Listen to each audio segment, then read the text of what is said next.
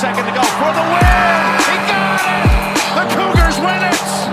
Number one remains number one. Cougars reset. Jackson again finds it. And the Houston Cougars go from the first floor out to the Sweet 16. Stick it in your pipe and smoke it, baby. Yes! Welcome to the Scott Holland Podcast, back at a positively busy and exciting week in the world of Houston Cougar athletics. We are still here in the afterglow of Willie Fritz taking over as head coach of the Houston Cougar football program. A big win for Cougar men's basketball in the past week. Cougar volleyball, unfortunately, like, their season is over, but I don't think you could feel better about how a season ended and how a team played this year than the three of us feel. So we're going to talk about that. We got women's basketball as well. A lot of stuff going on tonight, Dustin. Again, like we've been recording often enough in the past couple weeks. I mean, when you replace the head football coach, that'll do that. That'll compress the recording schedule a bit. So it's only been a few days, but how you doing, friend? Doing well. Yeah, I'm really excited, other than, I think, with maybe one little minor exception at the end, talking about a bunch of sports that we feel really, really positively about. And I've got a bullet point in here. I won't break it too much, but just about how the overall just kind of lack of belief I have in how good things are going athletically for as Houston Cougar fans right now. So very exciting time to be doing this podcast. Very excited to be talking to y'all. Bobby, how you doing, bud? Hey man, couldn't be any better. I'm headed down to Houston this weekend, so gonna watch some Cougar basketball with Dustin. So really excited about that. Good stuff. So doing a little throw. I was doing them off before we recorded, off mic, I guess. And I was hoping not to have it, but that's just our little tribute to the football coaches here the last 5 years. Me clearing my throat here. Hopefully not very often for you. What we are more excited about than my throat noises is our Patreon, patreon.com/SHPAWDcast. For as little as 16 cents a day, you could support the multi-times a week. At least we've been going at that clip the last couple weeks. Cougar content that we've been putting out here for you. Your financial support doesn't just give you access to premium shows and access to, like getting our ear more than maybe the average listener, but also defrays the time and effort that the three of us spend a lot of into doing this here podcast. So we really appreciate the many and numerous numbers of y'all that do so already. And of course, if you're not in a position to do so, maybe you're just getting on listening to us, but you like what we do. And we appreciate really wherever you've come in on listening to the show, whether you've been with us since 2015 or whether you discovered this show in the last couple weeks. We really appreciate each and every one of you. And not ready to support us yet financially, or just not in that place, you could give us a free review anywhere you get podcasts. Apple and Spotify are the big ones, but I'm sure Google and other places do as well. Of course, also support our good network friends, the 1012 Network, talking all things over there. Bobby and I were on not that long ago last week talking about the Houston Cougar football vacancy, who we expected to take the job, who we liked, et cetera, et cetera. Really good stuff there. Enjoyed hopping on with Philip and Bobby on. It was Thursday morning, right, Bobby? No, Wednesday morning. Wednesday morning. It all runs. We have so much fun. We have so much fun. It all truly runs together. Of course, wouldn't be podcast business also I didn't mention our good friends Charlie Hustle, charliehustle.com. Really doing cool stuff this week for Kansas Charities, auctioning off some cool stuff. And this is a painful memory for me because the team that I'm wearing the hat of, if you're not watching, the Houston Astros, nearly eliminated this team from the playoffs, but they had, I believe, among the many cool things Charlie Hustle is auctioning for Kansas City Charities, the bear suit that Danny Duffy was wearing. I don't know if he wore it multiple times during that playoff run, but it just reminds me of the fact that the Astros were like 5 outs away from eliminating the Royals in Houston in 2015. But I'm not bitter about it. Oh man, that must suck. Oh. It is. I didn't get much postseason success in the 8 years since then. It's been a real dry spell for me as an Astros fan. No, really, really great people over there. Really, really cool auction they're doing. And tonight I am spokesmodeling the Charlie Hustle Cougar football T-shirt. Really, really enjoy that. Really comfortable wearing it too. There's just something to be said for just the simplicity and wonderfulness of a comfortable tee, a comfortable crew neck, comfortable hoodie, all with great U of H logos on that you can get at charliehustle.com. And of course, it'd be remiss if I didn't mention, you could save pretty much whenever you buy something at Charlie Hustle. That's how awesome they are, but you'd be really helping us out and saving yourself 15% if you use our promo code SHP15, SHP15. I think that's all the podcast business, fellas. You want to start with Willie Fritz, the now multiple day in tenure Houston Cougar head football coach. Yeah, he didn't wake up and change his mind and go, oh no, I've made a horrible mistake, I'm going back to New Orleans. He's actually genuinely, it looks like, our head football coach, which is... It took him like an hour to drive 3 miles somewhere on Monday, and he's just like, no, can't do it. Can't live here. Can't, has the ink dried yet? Nope.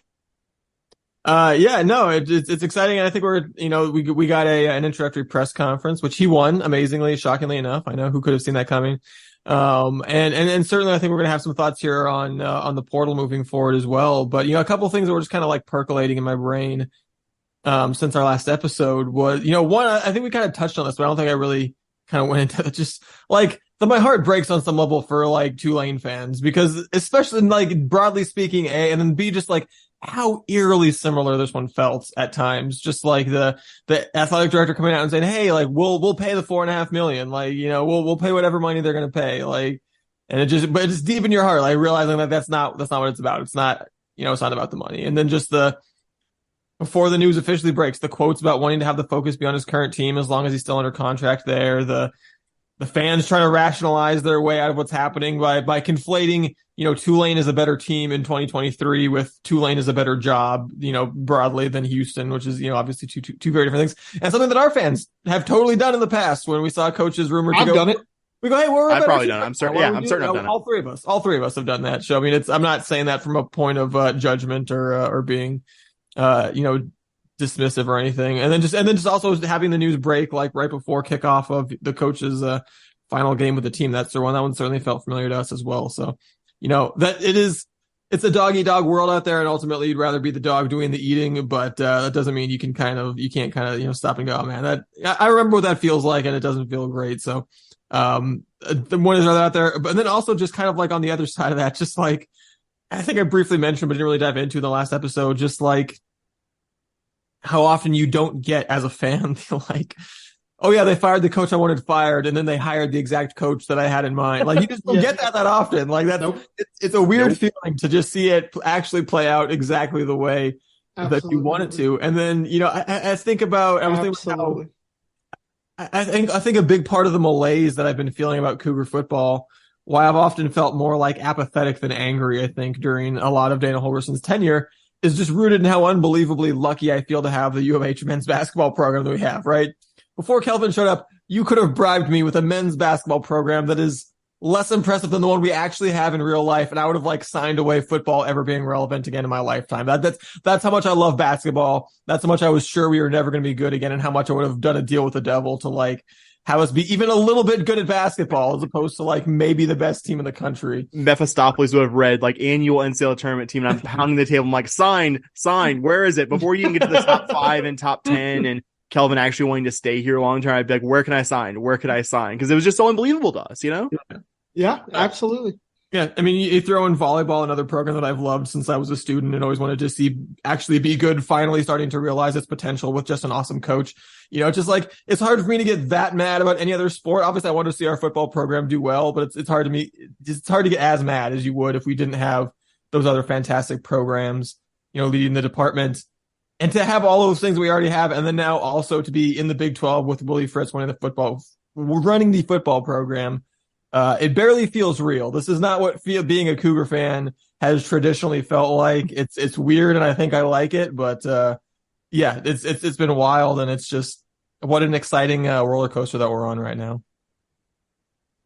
Yeah, I think just to kind of go back on a couple of things you talked about, being the big dog who's eating is definitely a weird sensation for me. And it like you said, it was very eerily similar. And, one of the big things they talked about in his introductory press conference was how much our leadership liked the fact that he wanted to stay until the game, but also him thanking us for doing that. But here's the thing. You can tell negotiations happened the week before. One, you don't make a deal like that within 12 hours, right? That's number one. But number two, Tulane coming out going, we'll pay up to $4.5 million per year. And then he happens to sign for $4.5 million per year. You're like, this is, what a coincidence. You're kind of it's the Brian Windhorst meme where he's pointing up why would they do that? Yeah, exactly. It's just like, it was just kind of like, okay, that's right. Okay, so we're going to believe that all of that happened. At least, like, this is going to sound terrible, but at least when we all knew Sumlin was leaving, it was coming out that week, but our athletic department wasn't like, we'll pay up to this amount. Like, it wasn't 100% clear that he was negotiating that week, and then you saw the team kind of take the field and the game plan being non-existent. You're like, maybe he was, but like, that one was pretty bad when I saw we'll match 4.5 and then the contract comes out and you're just kind of like, that's why you have an agent for. That's the thing. Yeah. That's Yep. you have representation for. Like, and so he's like, I'm not gonna be naive and say he didn't like know what was going on, but like, that's what you have representation for. Like his representation, U of H, like talking numbers and all that stuff. So it's a smooth process. Like once the guy, like, I'm not gonna say you had no knowledge. I'm not naive. I was not born yesterday, in spite of some of my opinions sometimes, but like it was yeah, you're right, Bob. It was happening. I was just gonna point out, Dustin, something you said. I agree with every word you said, by the way. Don't disagree with any of it.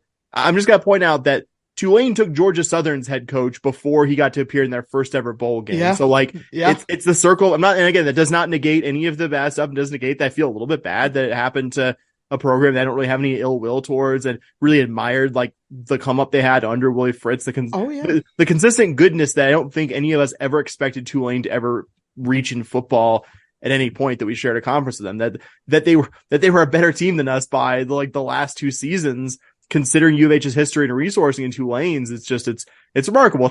It's why we were so damn excited to get Willie Fritz in here in the first place. And yeah, like what really can you say about press conference? Like he said the right things, gave us a really fantastic, very clippable "Go Cougs" that you might hear at some point. That was really cool. Like I don't know, no one knows what the next several years are going to truly hold for any of us, but that was a good first thing to go to the podium, kind of like smiling, taking it in, clearly very much enjoying the moment. Go Cougs! I did a bad. That was not my actual impression, but I thought that was pretty cool. I thought that was a cool little moment, and like if it was starting the tenure with good vibes, which I mean, hard not to. I do remember I think I was actually flying back from Chicago to Houston. I was like in my car listening to the Major Apple introductory press conference. I was just like, I'm not going to judge this guy on this, but like, I didn't like leave the car like, oh man, I'm so fired up. This guy, I was pretty fired up in Willie Fritz. So like I think I was listening to about 75% of the press conference from the online feed. And I was pretty fired up when he was done there. It was pretty cool. And, just to go back kind of off how did you feel after the press conference? You didn't feel you were excited because you got Holgerson and you got a guy who wanted to be here and this kind of stuff, but you weren't like, oh my God, I'm ready to run through a wall, and we got the clip that played on the pod for a really long time. Very nonchalant. Y'all want to go win some games? Let's go win some games. And you're just kind of, there's something about the Fritz one that was, that, like you said, Sam, you just kind of had you felt good after watching it. Yeah, a lot of things that I liked from the presser. Again, it's a press conference. It doesn't really gain you anything, but right. I agree that the last two haven't felt the way this one felt, and there's maybe nothing to that. I was amused by Tillman Fertitta saying repeatedly that Houston didn't have to settle in this coaching search, that they got their first choice. I think Pesman kind of emphasized that as well. Maybe felt like a little bit of the dig at A&M. I don't know. Maybe I'm just like imagining that, but I don't know. I like that it played that way, maybe, even if it wasn't intentional. But I think it's true. Like it's also, it plays well because it's true. It's very easy to believe that he was Houston's first choice. He was, I know me and Bobby's first. I think Sammy's kind of 1A for you. He was the most popular pick in the poll of the fan base that we did. He's a pick that's being pretty universally praised around the country. It's exciting that we got the guy. My other favorite Tillman Fertitta thing was saying that he thought that Fritz was going to be the adult in the room, which definitely felt like a dig at his departing buddy. It's weird because like less than a month later he was on the record being like, "No, I don't think it's important he makes the bowl game. No, I think we're doing right." Yeah, you're right. It definitely felt like a dig at Dana. Yeah, it felt like a little bit of a dig that. combined with Pesman making a real big heavy emphasis when he was talking about the alignment within the university, the alignment between him and Couture and Tillman, felt like very much like they were trying to get out in front of the idea that Tillman is mad that they fired his friend. And, it felt like they were very much trying to like put on a united face. And I think successfully. And I think, I don't know. I believe that Tillman Fertitta is excited about having Coach Fritz here and thinks he's going to be a winning coach. And maybe on some level knows that ship had kind of sailed with Dana. Dr. Couture never always wanted to publicly put high expectations on coaches. Rightly pointed out that Fritz is inheriting the best Cougar coaching job probably that ever any Cougar coach has inherited, both in terms of the overall profile of the university being as high as it's ever been, the profile of the athletics department being as high as it's ever been, Houston being a Big 12 football program, dropped not one but two fire in the bellies, which always, that gave me Dr. Couture bingo, so I was excited about that.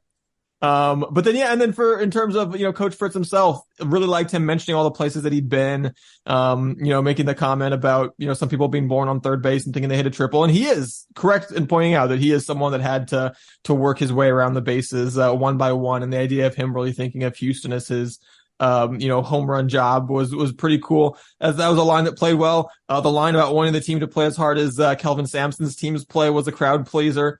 Recruit, retain, develop. That one I think got a lot of and like these things work, right?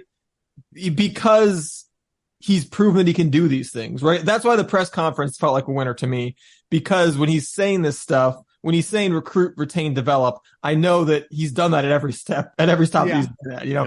When he says, I want to build just lip service. Yeah, exactly. When he says, I want to build something sustainable here, that's what he's done at every other job he's had, It's nice to say, I want my guys to play as hard as Kelvin Sampson's guys. It's another thing to have a track record of guys, more or less doing that for him. So, to me, that's the reason why Willie Fritz wins the press conference, because of something I said in the last episode, that he's a hire that you don't have to talk yourself into. Two things he said at the conference, I think press conference really caught my eye. The first one being that he noted specifically how much of a draw it was to be coming to this program with the now under construction team facility. He said something to the effect of that he had been places where they'd talked about, speaking of digs, kind of felt like a dig at his former employer, which does not have or a concrete plan for a football facility, and just talked the facility up and how really important that was, and doesn't totally explain why he took the U of H job. But I mean, that is a big appealing thing, to have this good standalone team facility that makes you competitive with all the teams there now in your new conference, along with the stadium, along with the practice bubble that they or not bubble, but practice stand facility that they put after Herman was here. All that combines to really make this a Big 12 level program that could be against other Big 12 level programs. And I also, and again, he said 100% of the right things that you would want to say, a coach to say about NIL when the topic came up. Said he'd personally be involved with it, which I think is somewhat of a departure from the last staff, who weren't anti-NIL, I think either explicitly or implicitly, but you didn't just see any clear vision or a fan giving mechanism for football and for NIL. You hear them every so often, we're doing a deal with X. And it's just like, okay, but how can I, Joe fan and season ticket holder, contribute like $250 this season towards the UH NIL effort? Who knows? Certainly didn't have anything to do with the fact that the head coach's son was installed into a position he wasn't qualified for, but we'll just leave that topic there to the side. It was just fun, guys, to have a Cougar football moment that felt really good, because we haven't had those in a year or two. Yeah, literally have not had very when was the last one? Besides Dana getting fired, the Birmingham Bowl. The Birmingham Bowl's the press conference before the OU game in 2019. Beating West Virginia on a Hail Mary for our first. Yeah. That was pretty fun. The UTSA game in 2022. Beating Baylor was nice. That was fun. Being there for that. But in terms of, oh my God, I feel excited about this program. I feel excited about what I'm seeing. I feel excited for not just this moment, but I feel excited for where this program is headed, or, in anything like that. We haven't, right? Our wins this year in the Big 12, West Virginia, to your point, Dustin, felt awesome, and it was great. And it was a moment Sam and I jumped out of the seat while I was in Vegas and celebrated like we won the Super Bowl, or, and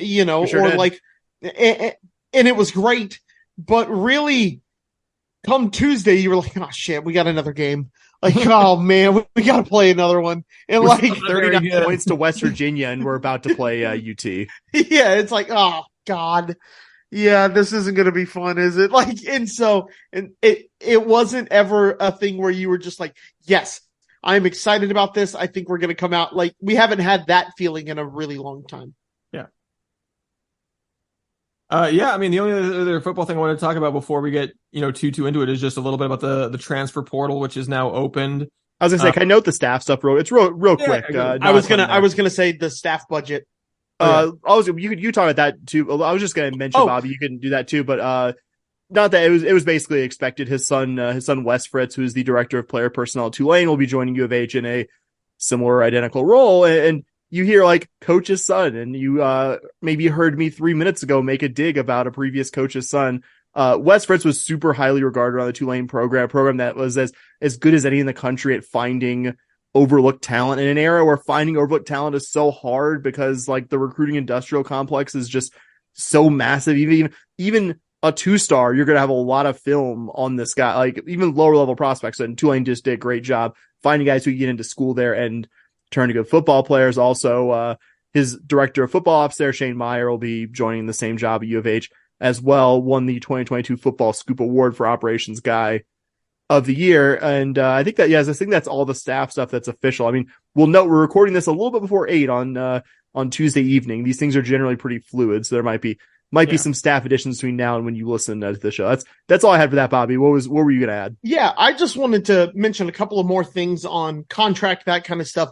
Thought it was interesting that while we don't know the official buyout, Houston paying the buyout up to $1 million to Tulane. When you compare that versus Trailers is, that's $6 million. Oh yeah, we can try and pretend that didn't play a role, but that absolutely played a role. Yeah. I mean, I don't know exactly what the breakdown was there, but they did not leave Willie Fritz on the hook for $6 million on that buyout. If we paid one, we probably paid most of it, because that's usually what happens. The school pays most or all of it. Yeah, and it was up to $1 million. So I mean, that's an insanely low buyout for someone who's done as much as Fritz did. Like I feel for Tulane on that one. Yeah, and then when you come back and you look at it, up to $1 million, the difference between Trailer and Fritz's buyout, if you say Fritz's is $1 million, is $6 million. What's that staff budget? The staff salary for assistants? $6.75 million. So just in the buyout savings, you're getting your salary pool for your assistant coaches right there. You just got to tack on an extra $750,000 just in savings on the buyout. So that right there is going to be a really, really, really high amount of dollars for an assistant pool. We're going to be able to get a lot of high quality assistants in here. I didn't see what it stacked up to against fellow Big 12 members, but I know that the 6.75 is going to be up there for your assistant. So Fritz is going to be able to bring in whatever coordinators he wants to with that budget for the most part. He's got way more than he had to work with at Tulane in terms of the assistant pool, which again, one of many reasons why he's in this job and not still at Tulane. Yeah, and that 6.75 really shows we're ready to play with the big dogs. We're no longer we're going to be a low tier school that is hoping to get a diamond in the rough when it comes to the coordinators and things like that. We're going to get some of the really good names out there. Yeah, as much as, I think it's easy for everyone to get, and again, we'll put up, all three of us will put up our hands as well. It's easy to take digs at the administration and stuff, but I mean, in everything that they're doing right now, they fired the guy that they needed to fire, they hired the guy they needed to hire, they're doing facilities wise everything they need to do to compete with the Big 12, they're doing assistant staff pool wise everything they need to do to compete in the Big 12. You really, it's hard to pick nits with the way that the administration has handled the last year or two in terms of the transition to the new conference. Yeah, I'll put my hands here quickly. I didn't think Chris Pesman, who very much, every bit of reporting around this really makes it seem like Chris Pesman was a driving force in this change. He wasn't just sitting back seat while he was a big part of this change. And I didn't think the guy had it in it. And I've, I think, spoken pretally sharply about the job he's done. And I will eat my words there. I think the job him and all the UH higher ups did with this, bang up. I totally agree with you, Dustin. I don't think they've made a wrong step since they fired Dana Holgerson. Yep. Yeah. And I mean, also just going back to the press conference one more time was, I thought another cool moment was Willie Fritz talking about how he's like, man, he was every time I talk to Chris Pesman, I get more excited about this school. I learn more about this school because he loves the school and he always wants to talk about it. And it's just like, oh yeah, this is a guy who is just absolutely loves being the athletic director at his school and has that.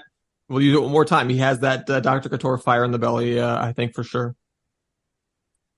But yeah, I do want to mention just kind of, the next big thing for Willie Fritz, in addition to getting his staff together, the transfer portal, which is now open. U of H has had, as of recording, now up to 4 we'll call Darton Carnes scholarship because he was going on next year. 4 scholarship players in the portal in defensive back Moses Alexander, wide receiver Dalton Carnes, offensive lineman Ruben Uniji, and linebacker Chris Pearson. So, in terms of what to expect from the portal, I think some interesting context. Last year, the P5 school with the fewest transfers out during the portal season was Oregon State, who had 7. And even if you remove Colorado from the data set, there are more P5 schools that had 30 plus outgoing transfers than had less than 10. So that's the line. And also, every year the number of portal entrants goes up across the country. And the first couple days of the portal, the numbers are indicating that is going to be the case once again this year, that the overall number goes up. So, I mean, Coach Fritz said during the presser that he didn't, that he was one of the best in the country in terms of not having a lot of outgoing transfers when he was at Tulane. The numbers bear that out. And I think the early returns from what the current players have said, from about their first meeting with them and broadly their feeling, seems to be quite positive. So I think that's good. But I think you should still expect to see Houston having a number of outgoing transfers. It is probably in the teens at least when it's all said and done. Especially with the coaching change, that average number is way higher. Exactly. Yeah. The fact that it's not where I would expect it to be when you lose your head coach. And I know it was, a week ago that we lost our head coach, but you'd have to imagine that, you would have seen more than this. But that being said, meetings probably haven't happened that need to happen with sure. receiver groups and with guys on scholarship. So, yeah. Yeah, I guess my last point there was just kind of, for me, in terms of how I'm evaluating Fritz's success in the portal this offseason, it's a combination of, bringing in players, especially ones that probably don't play wide receiver or running back, where we actually have a decent amount of talent already, other positions maybe especially, but I think across the board, I don't think you turn anyone away at any position necessarily, but, bringing in players who look like they can make an immediate impact. And then on the other hand, we had a little text message chain going and, came up with 16 guys that are on the roster. And I go, yeah, I would be at least somewhat sad if those guys go. So, I think A, it's how many impact players coming in, B, how many of those guys that actually look like, and again, not to say that there's not more than 16 players on the roster that I think can turn into good players or that the coaching staff should give a chance to, but there are some high level guys that, you just know, you go, okay, that those guys are actually going to hurt, if they hit the door. Those guys I think really could flourish under a coach like Willie Fritz. So, but I think in terms of the total number of outgoing players that aren't on that list of 16 or so, I think that is a distant third concern to, who are you bringing in and how are you hopefully holding on to kind of the top of the line players on your roster.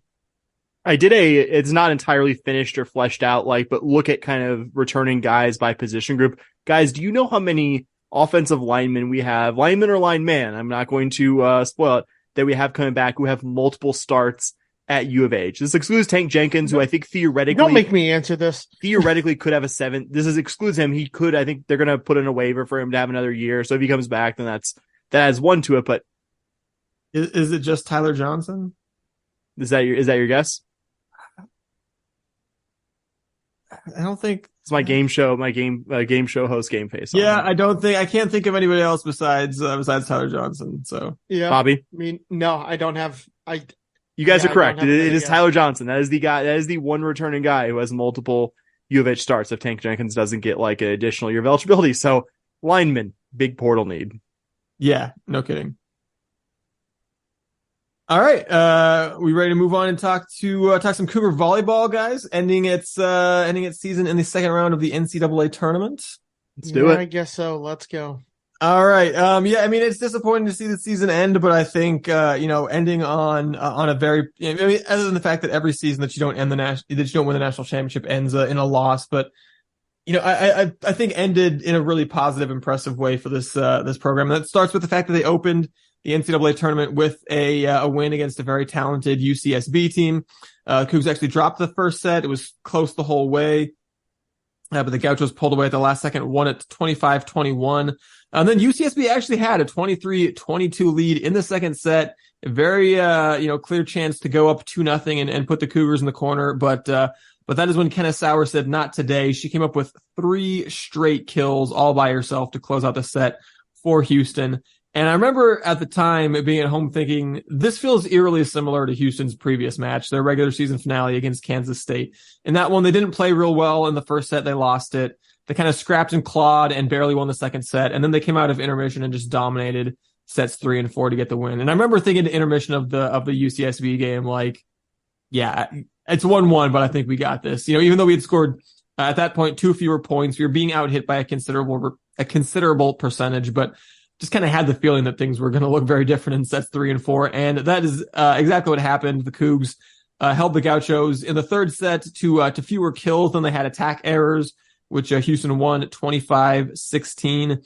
And then in set 4, Houston fell behind early, but used a 7-0 run to take a big lead, and then held the Gauchos at arm's length the rest of the way, winning the set 25-18, winning the match 3-1. So just, second year in a row that you not only go to the NCAA tournament, but win a game at the NCAA tournament. And you won it with some huge performances by your stars. Kenna Sauer in this one, 18 kills, including the hugely important ones I mentioned. She also had 9 digs, 6 blocks, and 5 service aces. That's about as close as I remember seeing a Cougar volleyballer get to a triple or even a quadruple double, guys.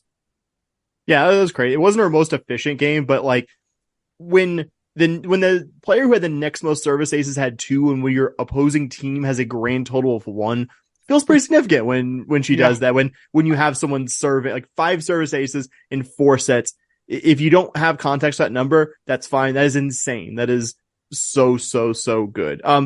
It's not a perfect parallel because the first match I'm mentioning here, last year's opener, NCAA opener against South Dakota, was an extremely close match, and this was close at certain points. Like you said, Dustin, you were a couple points away from being down 2-0. You were very much back against the wall there. And even the 2 sets you won, like the Cougs did end up winning both of them convincingly, but those both started out pretty close. Neither of those was, I think even it was the third set, the Gauchos actually came out pretty strong. The Cougars, I think after they went up like 10-5, the Cougars controlled it from there. So I think you saw what we've seen all season, a team that's calm. But back to my original point there, you had that big game from Kennedy Warren in the opening round of last year. Again, not a perfect parallel, but I thought Nena Mbanu, like what she did, she was just so efficient that she gave you, outside of Abby Jackson and Kenna Sauer, an offensive player really doing stuff at a high level against the opponent. You needed it. And I thought was also really impressive from this one is UCSB came into this one as one of the very, very best teams, like top 5 in the nation, good at blocking at the net, and the Cougars outblocked them and never really, I think, let UCSB keep them from what they wanted to do offensively at the net. I thought that was very noticeable and very impressive. I mean, when you hear UCSB and you think like, okay, like California mid-major school, like got in because they won the Big West. Like this was a really, really fucking good volleyball team on merit. They went 27-4. I was kind of like, I think we were annoyed, rightfully so. The Cougars had to go through Stanford to stay alive in the season. Even starting out with UCSB, like starting out with it was that large team that won 27 of 31 games this year was a pretty brutal ask, and the Cougars made them look like a low conference, like auto qualifier team that just wasn't able to play on the same court as them, which I don't think very many teams have done to UCSB this year. I thought it was just a really, really impressive performance. It just showed that, yeah, what we saw in the subsequent match as well, this team is really playing their best volleyball this time. This was a team really built for these big moments in the postseason. And that was really cool to see, not just in the match we're about to talk about, but in the opening win against the Gauchos. Yeah, I mean, you guys covered most of everything I have in my notes about UCSB, but just to kind of reiterate just your point, how good UCSB is. Like Sam said, you kind of see Santa Barbara, like who cares? Like we should blow them out. And it just isn't that way in volleyball, man. It's tough to go 27-4 in any conference, in any division, anything like that. And to come out and struggle a little bit, but just remain calm, again, to your point, Sam, and just show up and just know that you are the better team, and to just go out and show that you were the better team. And NCAA tournament matches aren't easy to win. We see it all the time in basketball, right? In any kind of tournament situation, one match and you're out, single elimination. It's not, rough, yeah. Anything could happen. You have a bad night. And so winning the first round isn't a given, and we did it. Only other note I had, Morgan Yonda, really nice double-double, 19 assists and 13 digs to tie with Kate Georgiadis for the team lead there. If we're done with the serious UCSB on that analysis, I already made this joke to you, Dustin, but it really seems like UCSB chose their head coach by finding just the most California looking, he was mid-30 guys lie. Yeah. They saw him in the parking lot with a suspiciously clean 4x4 with a Namaste bumper sticker on. They're like, that's our man. This is the guy for the job. All right. That's it. I wanted to get all the actual. I disagree. Real... I thought he looked more like a guy who has definitely top down Jeep, like no top Jeep and wind blowing in his hair. That's the vibe I got. Not 4x4 in that sense. I got top down Jeep. A Jeep is a 4x4. No, I know, but I'm just like top down, just not clean. You said clean 4x4, like. Because all guys like that in Cal are like want to be like, yeah, I got a Jeep. I'm a real outdoorsy. I got 3 national parks to again, we'll not get sidetracked, but I see.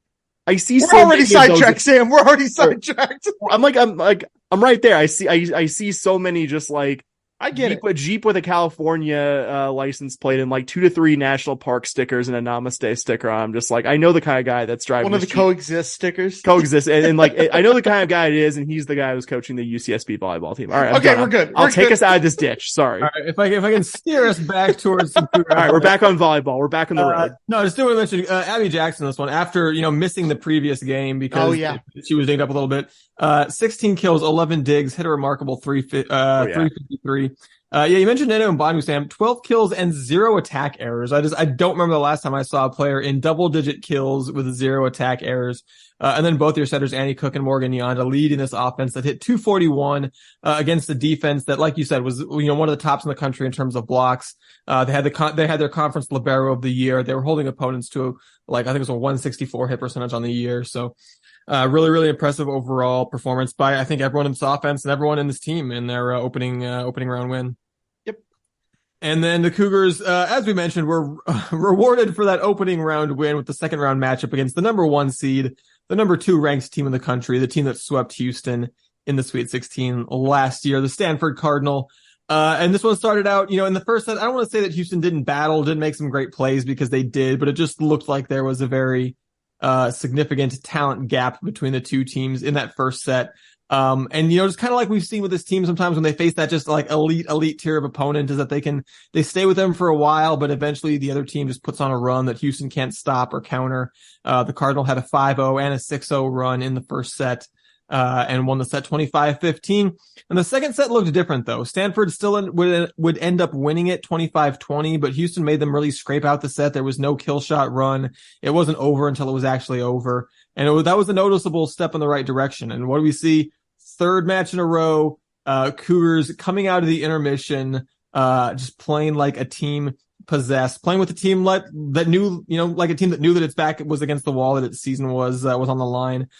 Third set was nip tuck early. Houston trailed 9-8 and then went on a 13-4 run to take a big 9-point lead, 21-12 in this one. The Cardinal did make a run to put a bit of a scare into the Cougs, but they were able to close out the set 25-22. And then, Stanford opens the fourth set with the first 3 points. And I remember thinking dang, we poked the bear by winning the set. That was fun. That was fun. This is where they step on us. And that just could not have been further from the reality of what was about to happen because the Cougars scored the next 4 points. They made it a back and forth thing until Houston, trailing 10-8, went on a 5-0 run to take a 13-10 lead. And the 13-10 lead just didn't feel all that safe against a team as good as Stanford. But lo and behold, we saw Houston do exactly what they've done against so many not number 2 in the country teams, which is they just held them at arm's length. They just traded 1s and 2s with them back and forth. They never really extended the lead by a lot, but they never let Stanford get all the way back tied up. The Cougs would end up winning a second straight set by a 25-22 score to send it to an all important, all-deciding fifth set.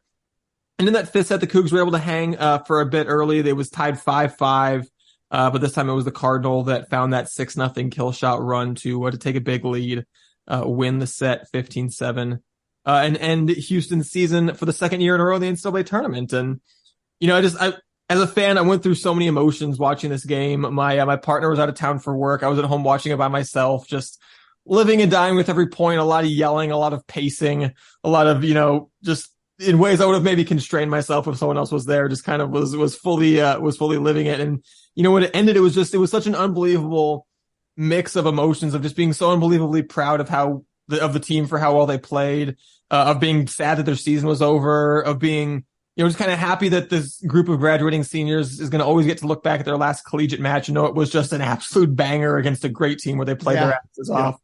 And just also feeling the sense of loss that, I'll never again get to watch Abby Jackson, Rachel Tullis, Morgan Yonda, Kenna Sauer, Nana Mbanu, and Bershana Brown compete in the Scarlet and Albino. So there's a lot going on, but I think that the prevailing emotion I had was definitely, it was pride. I continue to be just so proud of the young women in this program for the hard work that they've put in this match, in the year that they had, and broadly, and just for the phenomenal foundation that they've built for this Cougar volleyball program. I was watching this match 100% standing up for the final, I would say 2.5 sets. I think from about the early part of the third set through the point in the fifth set where honestly it's okay, Stanford has found the other gear. It was really cool we got here, but we kind of know this match is going to end here. Yeah, it was incredible. It was an absolute banger, like you said. And you could say what you want about no moral victories, and the only thing that counts is the win or the loss, et cetera, et cetera. That match for me, that's in the pantheon, win or lose, of most exciting Cougar postseason, really Cougar contests of any kind. Yeah. Since I've been a fan of Cougar sports at large. I mean, you saw this team leave everything on the floor against one of the most storied and successful college volleyball programs out there in a true road environment. This is a team that went 19-1 in the Pac-12. This is a team that swept the eventual Big 12 champion Longhorns in Austin earlier this season. The only team that even took the Cardinal to 5 sets in conference play was top 10 Oregon, and they lost that match at Maples Pavilion. And again, this is in no way a slight on last year's team, but it was easy after those first 2 sets to start thinking that, okay, well, Stanford's going to do something that kind of looks like what they did last year, where the Cougars had their moments, but ultimately just couldn't do anything to finish off a set against one of the very best teams in the country. And it really was so demoralizing kind of those first 2 sets. And this was something I kind of noticed watching it live, but also looking at the box score, putting my notes together for this. U of H made so few offensive mistakes in those first 2 sets and still lost them pretty convincingly. That was demoralizing to me as just a dude on the couch watching, much less one of the athletes out there just being God, there was this really great volley that the Cougars, the Cougars eventually won the point on that, right? I'm not misremembering it.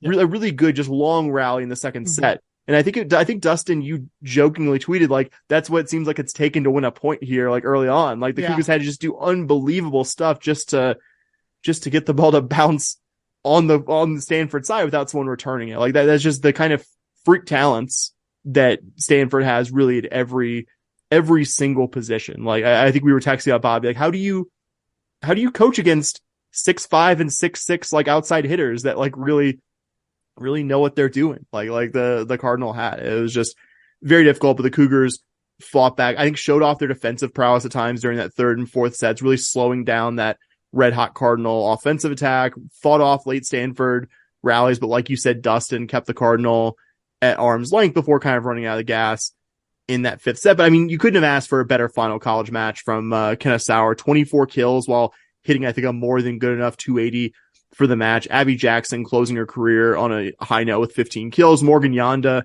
also in her final Cougar match with a team high 24 assists. Guys, just consider where we were 5 years ago. This program was bottom third of the American, was going on almost 2 decades without making the NCAA postseason. To be sitting here talking with you guys tonight about a team that made its second straight postseason comfortably as an at-large and spent most of the last 2 seasons in the top 25, won an American title on the way out, pushed Stanford to the brink on their court. It's almost unbelievable. And it is kind of sad.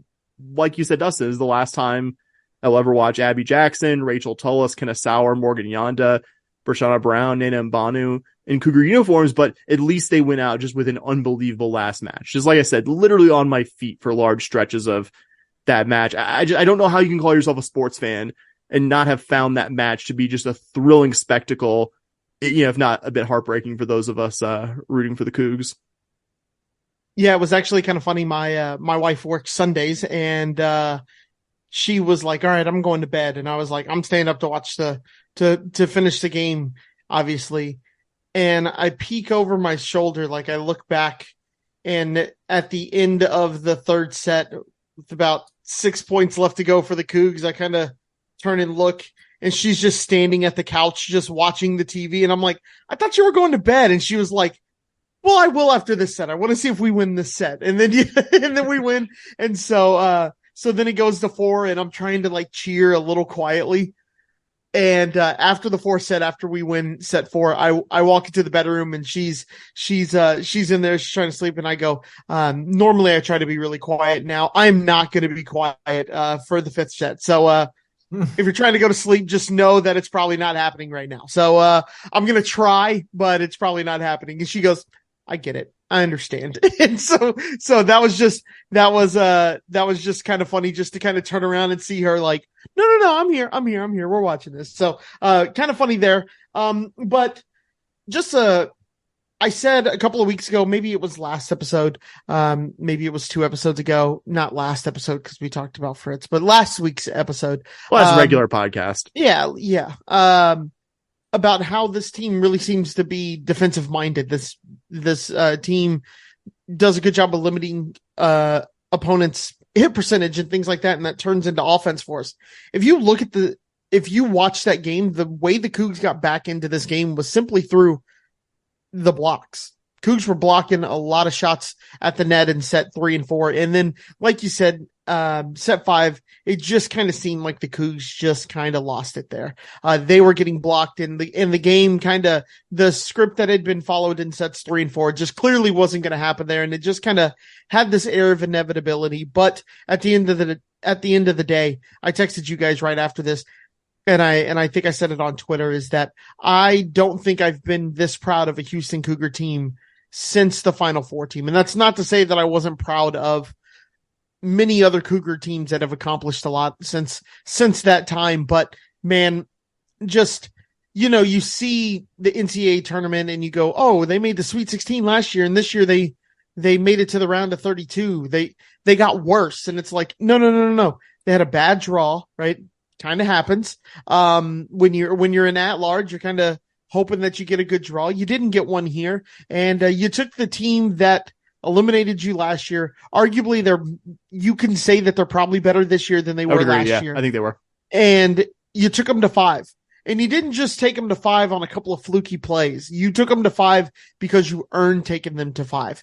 And these seniors, like you guys said, have set the foundation and set this program up. You always want to take a program, and when you come in, you have to have a lot of faith when you come into a program that wasn't as good as U of H was at the time. And then to know that you want to come here and then to turn the program around and leave it in a better shape, not just a little bit, but by a ton than you did when you got there, is exactly what you're hoping for, right? This is the Rob Gray. This is of that class that just kind of got you there and set you up with a foundation that you can now build on. Do want to just say, just, and also to kind of put in perspective, Houston making that game as close as it was. If you're comparing it to like men's basketball, where it's like, yeah, it's kind of rare for an 8 seed to like beat a 1 in the second round, but it happens every once in a while. Mm-hmm. Does not happen in So I was looking this up just now. The last 4 tournaments, including this one, the other 15 teams that faced a 1 seed in the second round, guess how many sets do you think those 15 teams combined won against all those 15 1 seeds? I'm going to say 7. Oh, I was going to go lower than that. I was going to go like 3, 4. You're both high. It's 2. Wow. Houston won as many sets against their 1 seed as all the other 15 teams to face a 1 seed over the last 4 years did combined in the second round. Like, that's too shabby. That is the scope of what Houston was facing. That is the scope of the almost upset that they pulled, but also that's the scope of what an incredible match they played. And, just kind of reiterating how unbelievably proud we are all of the effort that they had there. Looking forward, we kind of talked about Cougar football being active in the portal, and, really I expect the same thing with Cougar volleyball. We saw, U of H assistant coach and recruiting coordinator, Taylor Mikulski tweeted the day after the Stanford match, quote, "It's portal season." And we just said the Cougars just saw 3 of their 4 primary outside hitters went out of eligibility, 1 of their 2 primary middle blockers, 1 of their 2 primary setters, although that last one is, I guess an open question of if you want to stick with the 2-setter system or let Annie Cook be the full-time starter in her final year of eligibility. So because she was the AAC setter of the year, her true freshman year before Yonda got here. So more than capable of taking it on herself. Absolutely. Not that Yonda didn't make us better, obviously. Yeah. Right. But like I said, there's certainly some awesome pieces to build around, even for all that you did lose. I think you've got one player who's a real proven winner at every position. You've got Annie Cook at setter, Kate Georgiadis at libero, Kellen Moore at middle blocker, Katie Corelli at outside hitter. But it takes more players than that to have a team.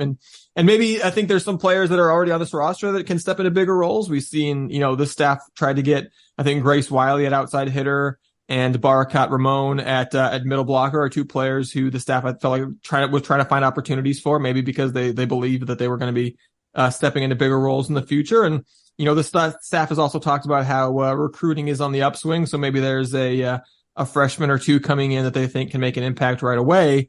So I think it's not clear how many players the staff expects to target on the portal. We might not see a repeat of last year where we basically every significant player that left, we just kind of replaced with an equivalent player through the transfer portal. I think maybe that's not going to be exactly the case this time around. But the recruiting coordinator just tweeted it's portal season. You just grabbed, Morgan Yonda, Kenna Sauer, Nana Mbanu, Katie Corelli out of the portal the last couple of years. So I think it makes sense to expect the Cougs to look and try to pull an impact player or 2 or 3 out of the portal again this year.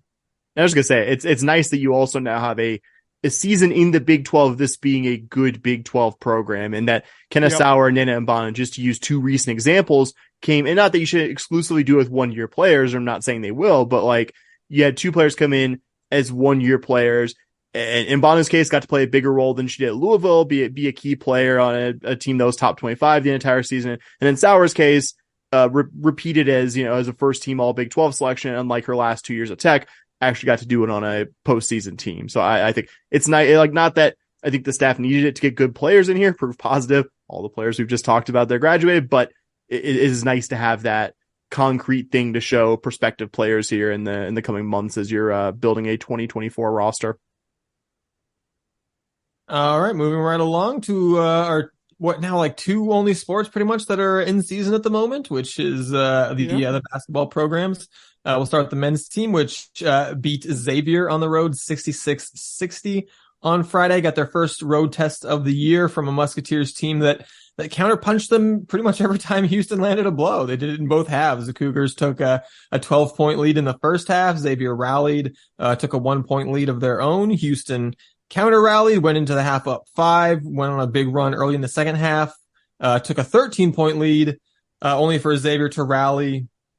Again, take a brief, I think just 1-point lead, only for the Cougars to then counter rally once more and end up winning this one by 6 points. And, I feel a little bit bad about going down this rabbit hole this early, but I think you kind of have to mention when talking about the game, a big part of Xavier's second half rally was the fact that Jamal Shed picked up his 4th foul with 13 minutes and 46 seconds left on the clock, on just an absolute dog shit call.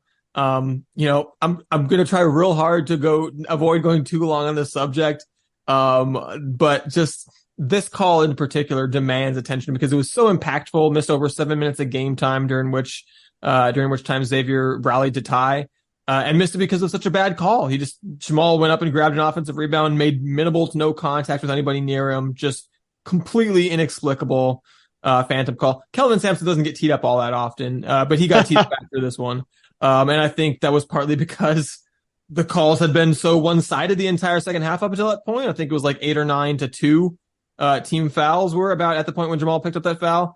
But also because that one call in particular should go in the Hall of Fame for awful and inexplicable college basketball calls if there were such a Hall of Fame. So, I don't think there are too many coaches that would have let that one slide without speaking their mind. But, more importantly, I guess in the officiating, was just the Cougs got some big performances though, right? LJ Cryer, 23 points, shot really, really well. Only one turnover. Wani was huge too, 9 points and 12 boards, including 5 on the offensive end. So, proud of this team for the way they fought in a road environment, their first road team of the year.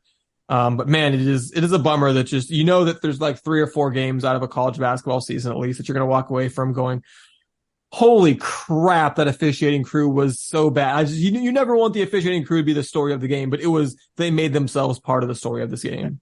49 fouls. Like, I'm sorry. Like, God. 49 fouls. And I mean, like, Xavier had bad calls on them too. Like, I will agree, Dustin, at that point that you were specifically noting U of H was definitely getting the worst of it in the first part of the second half. But like, and ultimately, if U of H loses this game, we could talk about how bad the officiating was, but we'd probably be pointing to, okay, well, these are some things the Cougars could have done better to win this game. I just think they were noting it because they made the basketball experience that much worse. Our friend Ryan at Go Cougs likes to always note this, and it is just so uncanny how many times. I think, it's crazy. You guys know where I'm going with this, like how like this crew, and like 2 of the guys in this crew are rated like top 15 by Ken Pom, who just, like, again, like, I'm not saying Ken Pom is right about everything infallibly, but like somebody who has as much college basketball data out there rates Kip Kissinger and one of the other guys like really highly, and I agree with you, does just dog shit. It just made the game worse for all concerned, even if the Cougars were a beneficiary of it at times. I would say also, if you're a Cougar fan who, and I'm not saying this is a common opinion or anything like that,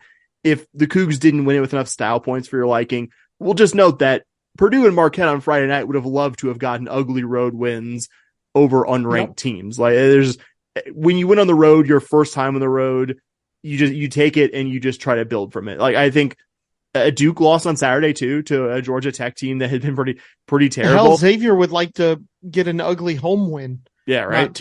Not to say anything else there, but no, I mean, it didn't do so hot tonight as it records. But it's going to be hard even against middling teams, because if you're a perennial top 10 team like U of H is now, you're getting the best crowd possible. You're getting the best opposing player effort, all that stuff. And I think even though they haven't had the easiest start, I think Xavier will end up being better than this kind of lousy last couple weeks they have. Like Sean Miller is too good of a coach for this team to be one of the worst in the Big East. That's just my prediction there. 2 quick asides, guys, that are related to this game, but not about the actual game itself, if you don't mind.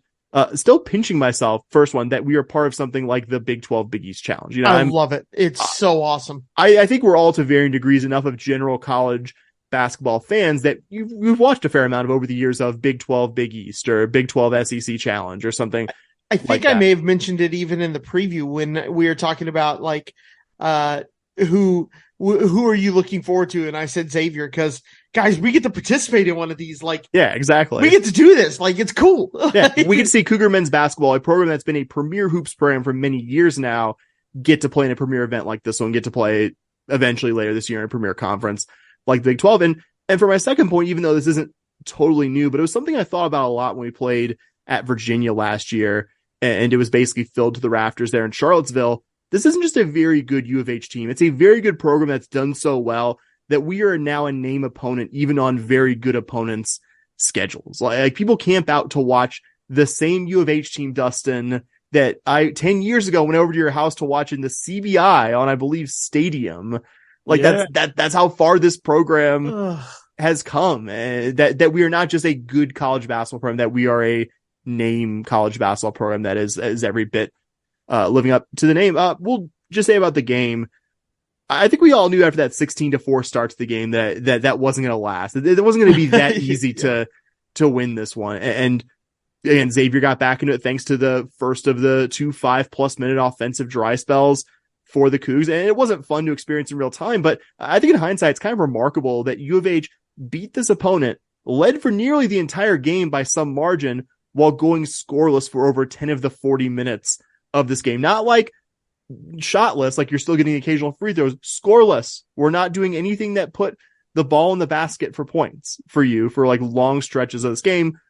Large part of that, Dustin, especially with the second one, not having Jamal Shed because of his 4th foul. But again, and I think also we'll note that I'm going to put my neck out here and say this. I think this could absolutely be Kelvin Sampson's best defensive team among many, many really good ones that we've been fortunate enough to watch here at the University of Houston. And it would be, I think, foolish to attribute it to one guy. It's a team effort, but I really do think the improvements we've seen from Xavier Francis are a really, really big reason why. He didn't do a lot offensively in this game, and we've talked about our dissatisfaction with the officiating in this contest, but it shows how much he's improved as a player, in the offseason up to now, that on the road against a solid opponent, and will certainly be on the higher end of whistle-happy officials we see this year, you still got 23 minutes out of Xavier Francis and had him on the floor. I think in the most consequential last 5 minutes of the game, you finally put some cushion between you and Xavier. I think it's not a coincidence that Xavier Francis checked in with about 5 minutes to go, and Xavier went on a real dry spell that I think allowed the Cougars to permanently put this one out of reach. So I think that's just some of the early stuff that really excited me from this basketball game. Yeah, just a couple of little points there. Wani going 9 points, 12 rebounds. Look, Wani getting you every night or something like this. If I would have told you guys 2 years ago, Wani Roberts, or even before the start of last year, you'd have been like, double guy. I don't know. He'll get us the rebounds and he'll play some really solid defense, but just really happy to see that out of Wani on a night to night basis, on a consistent basis this year. And then just a couple of, not that I want to poo poo all over this win. And I think it had to do with the foul trouble and the whistle happy refs. Cryer and Sharp playing 38 and 36 minutes. It's still pretty early in the season. You kind of want to hope that when you get a little bit closer to March that you haven't wore those guys out too much early in the season against Xavier. And you want to make sure they're ready for Big 12 play. So again, probably can attest that to Shed needing to take an extended break and things like that. But just something kind of to look out for going forward in the season. Yeah, I said in the preview, turnovers and rebounds were the two areas where Xavier was kind of only like decent to good and not great. But, I think they kind of did enough to not let Houston really dominate those areas. Houston was +5 in turnovers, +4 in points off turnovers.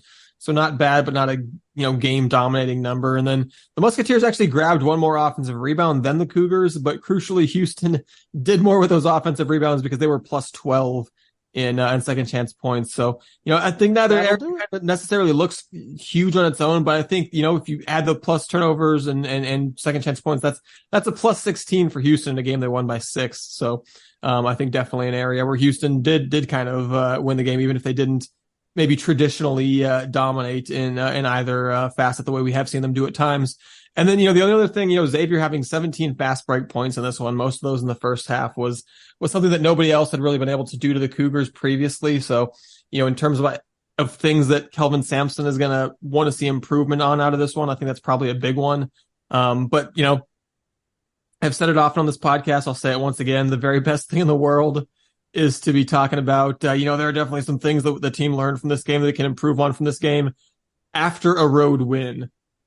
Because like you said, Sam, number 1, number 3, number 7 in the AP poll all lost road games to unranked teams of a similar stature to Xavier this weekend. So, I know some of the shine comes off the win because they lost to Oakland before this. They lost to Delaware tonight.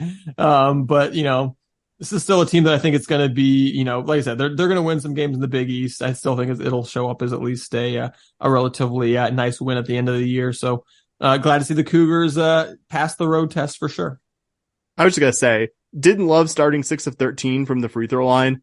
Did love going 11 of 12 down the stretch. Yep. That was nice. And I think I will still double down, even though this wasn't for a full game, a very good free throw shooting performance. I still think this team is going to be a better free throw shooting team when it's all said and done this year. Will they be an excellent one? No.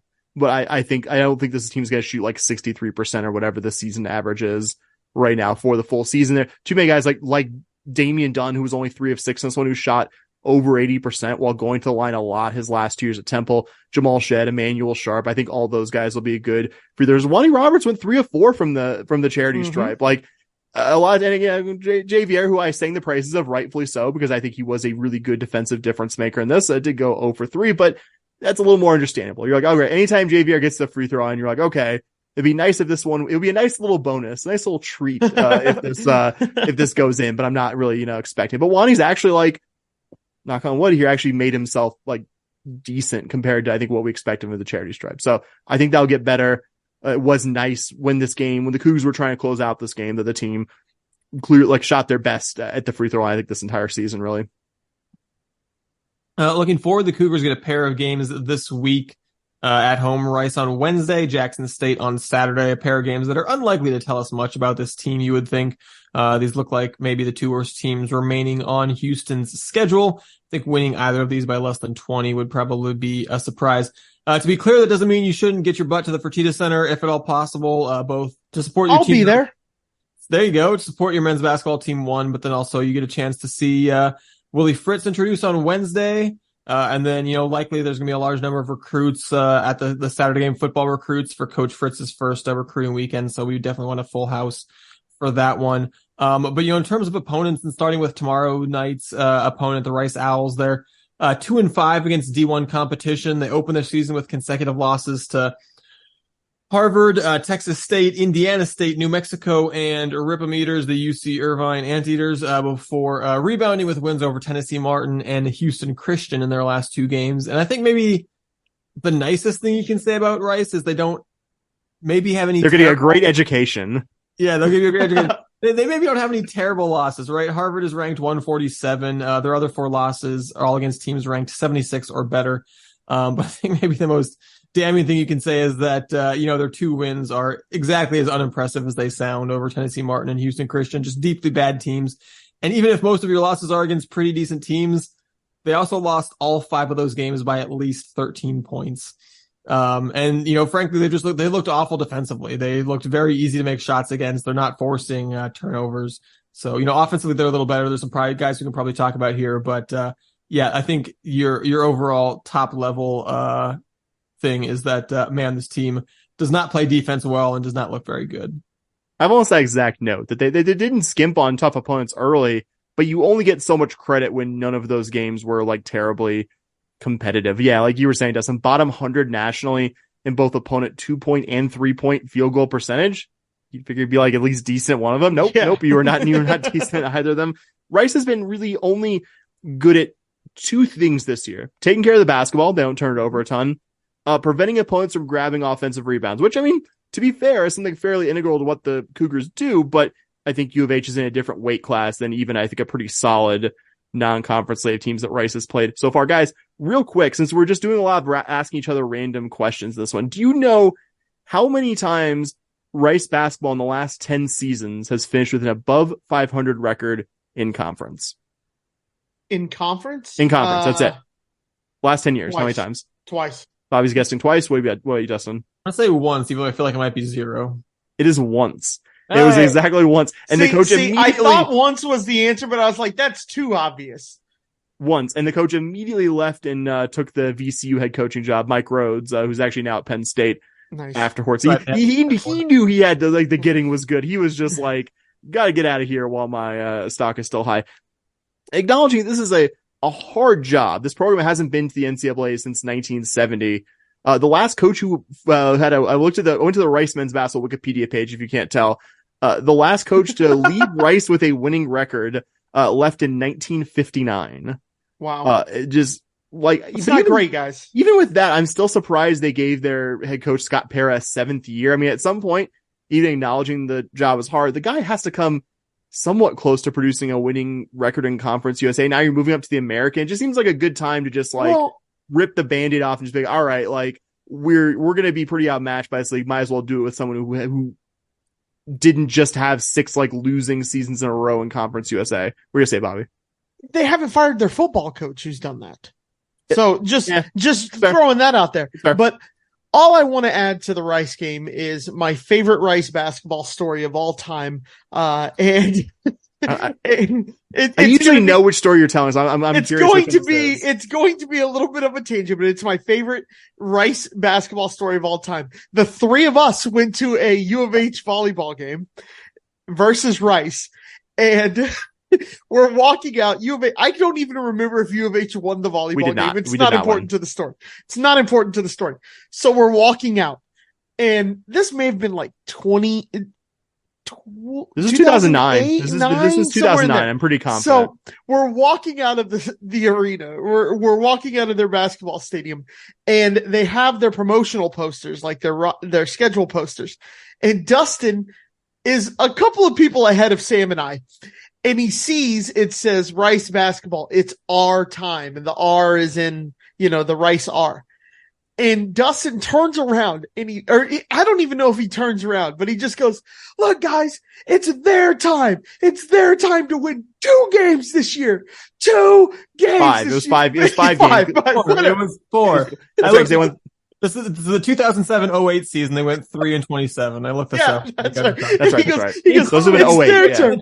In 0 in Conference USA. 0-16 in Conference USA. That's The sad end of the Willis Wilson era.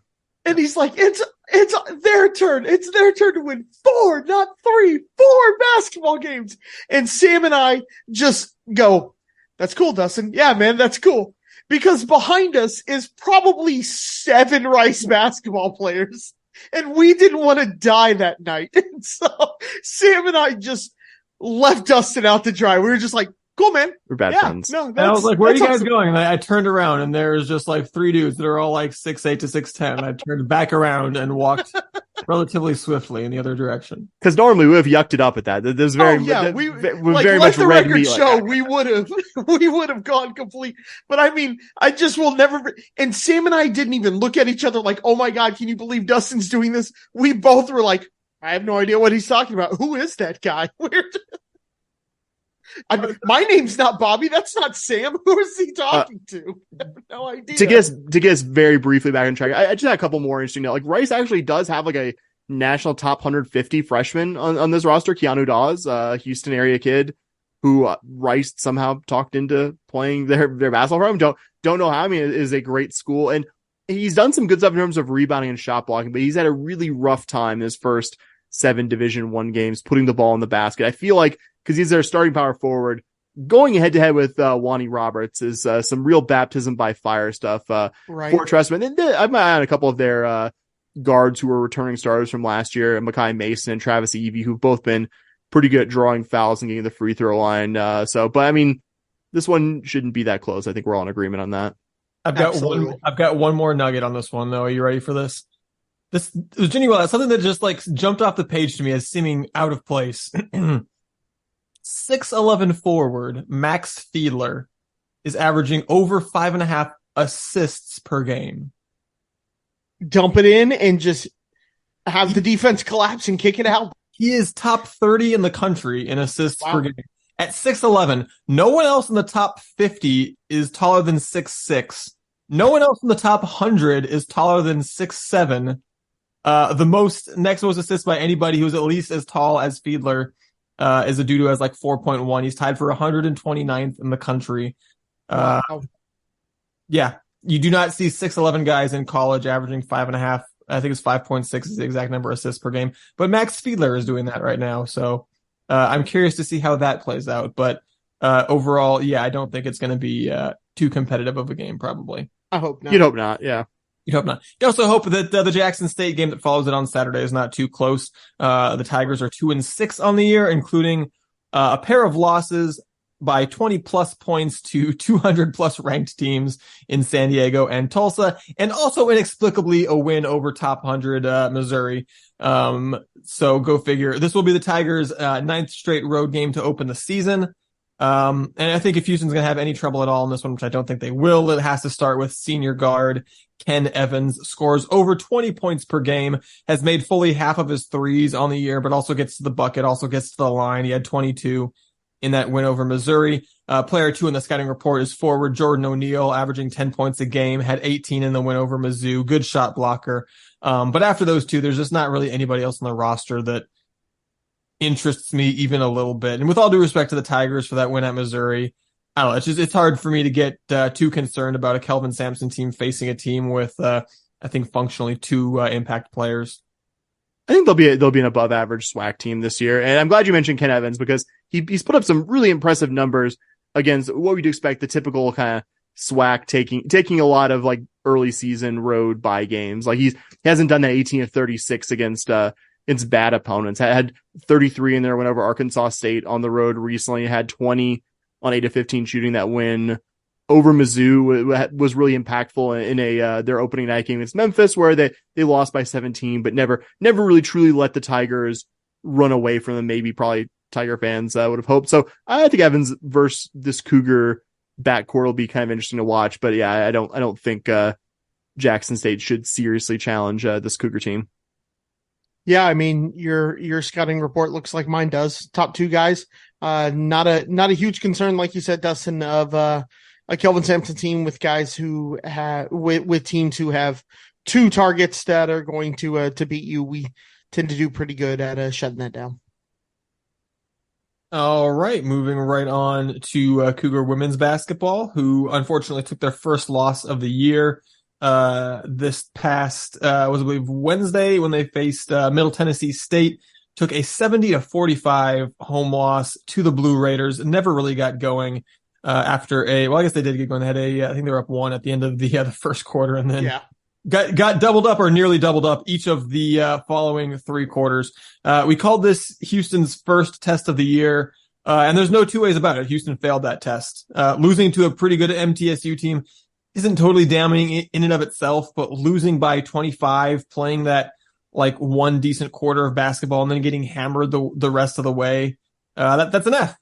And I'll try not to follow. I will try to follow my own rules and not overreact and make grand pronouncements one way or the other about any team ever based on a 1 game sample size. But it's the frustrating thing is this is the 1 game you've played against a team with a pulse this year, and it kind of casts all those wins against all those other teams in a less favorable light when the one time you faced a not great, not top 25, just pretty good team.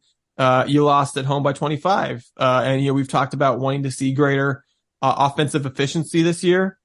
After shooting a decent percentage in the first quarter, the Cougars made exactly 1/4 of their shots from the field in quarters 2, 3, and 4 to finish under 30% for the game. Houston is going to have lots of other tests. Houston could win enough games. Houston has plenty of games in front of them against good teams that they could win to make you forget this game. But in terms of trying to figure out what to think of this team early on, having that be your the result of your first test is discouraging for sure. And I think if this team had won a close game or lost a close game that they mostly competed in, like we'd rather it be a win. But like I think you could go from that and be, okay, well, you played an NCAA tournament team, competed with them, et cetera, et cetera. You didn't after the second quarter. This was a close first quarter. The Cougars shot pretty well at the gate and then just completely fell off a cliff offensively. And like you, Dustin, I'm trying not to overreact to like a sample size of 1 game here, but I don't know, man. It has me evaluating some of the things that I said about this team after the first several games before this one, because you looked really good offensively against very inferior competition and just completely fell off a cliff the first time you played anything close to a quality opponent. And again, it's only 1 game, but you looked as bad trying to score the ball in this one against a quality opponent as you did a year ago. I mean, honestly, worse, because you had a couple of close losses in non-conference last year to Florida and Florida State, where you weren't that far from winning either of those ones, and you were just so far from winning this one. It is almost comical to talk it all out. You only had 3 second chance points the entire game, got outscored 44-12 in the paint, allowed this opponent to make just over 62% of their 2-point field goals. Just don't have anything nice to say about this. I again, wouldn't have been all that upset if this was a competitive loss, because Middle Tennessee is perennially pretty good. Middle Tennessee was an NCAA team last season. I think has a pretty good chance to be right back there this season, but to not even compete for the majority of this game, I think is very disappointing. And it is deja vu all over again, guys, of the soccer season. And just like some trying to suss out some encouraging results against not very good opponents, and then bam, you get smacked the first time you play someone pretty good, which I think that's just where I am right now about this game.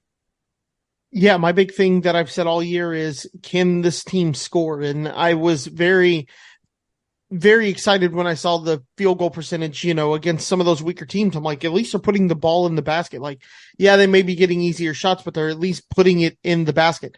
Shooting under 30% just is not going to, 29.8% is just not, it's not going to win you any basketball games. Shooting 23% from from three, not going to win you many basketball games, especially when you give up. One of the calling cards of this team is going to be its defense and its defensive efficiency and how often they're getting turnovers. They only got 20 this game, right? While turning the ball over 16 themselves. Letting the opponent shoot 52.6% from the field. You won't win a basketball game letting another team shoot 50%. It just doesn't, it doesn't matter how, unless your field goal percentage is 60%, you're not going to do it. You're just not going to. And then the other thing that really caught my eye is you look at Middle Tennessee State's free throws. They only made 37.5% of their free throws in the game. So it's not even like we were sending them to the line and they were getting cheap, easy points. It could have been worse.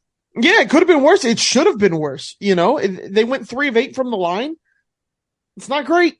It's not great. This could have very easily been a 30-point loss for the Cougs. And if this is your first test, like Dustin said, it's an F. And it's not even, you didn't score 65 and fail. You are in the 30s. This is a bad result.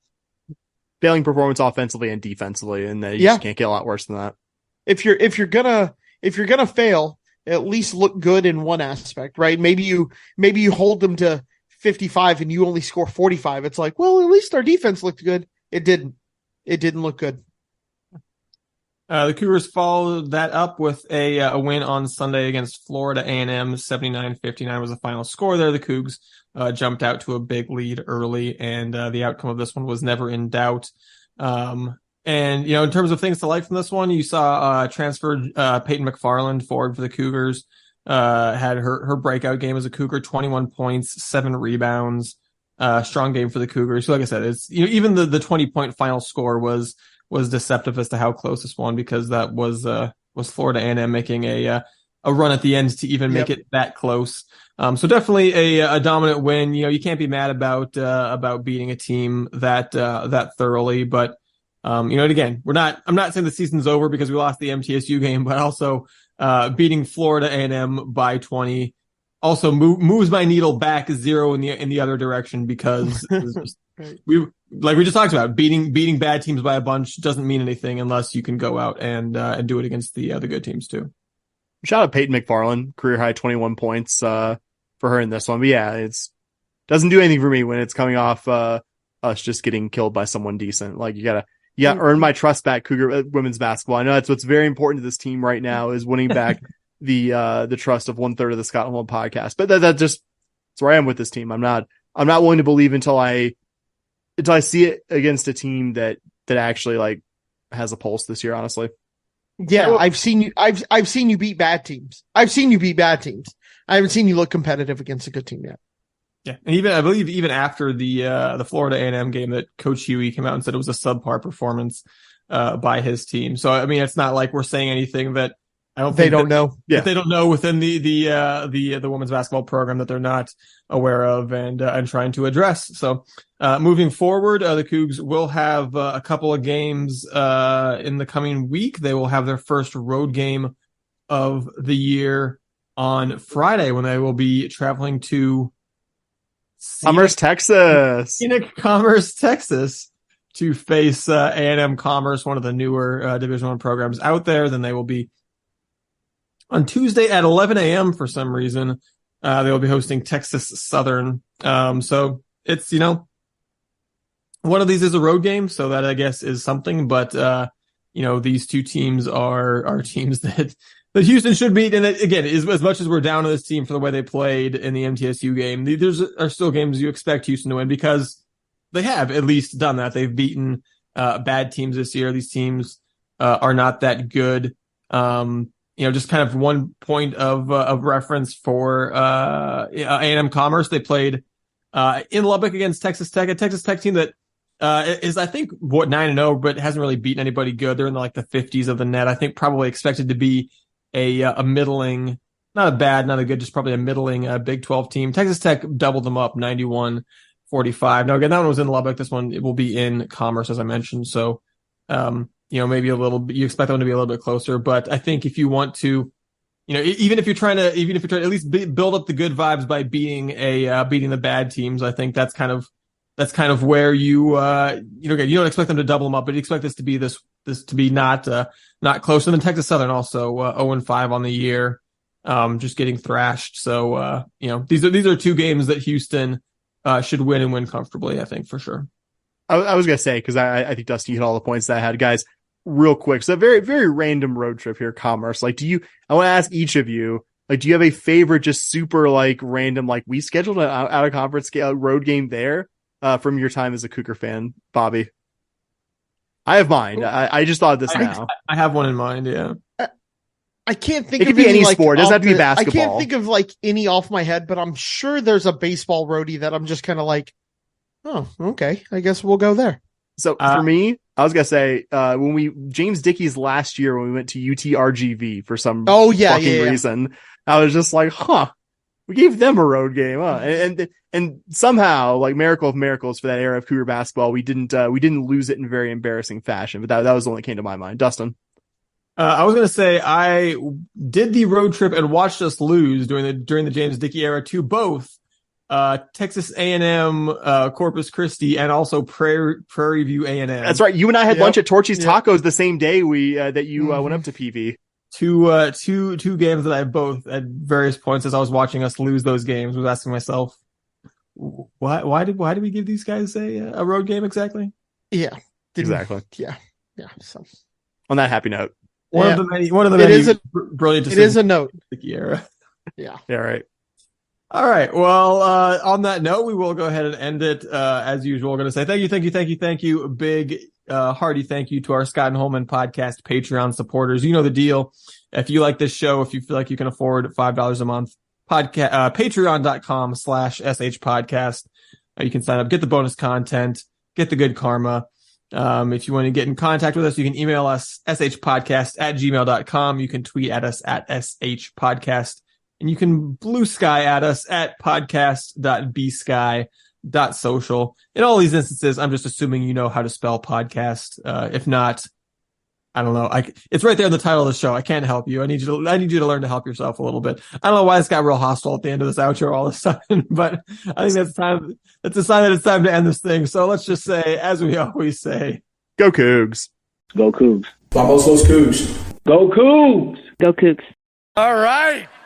Go Cougs! Let's go!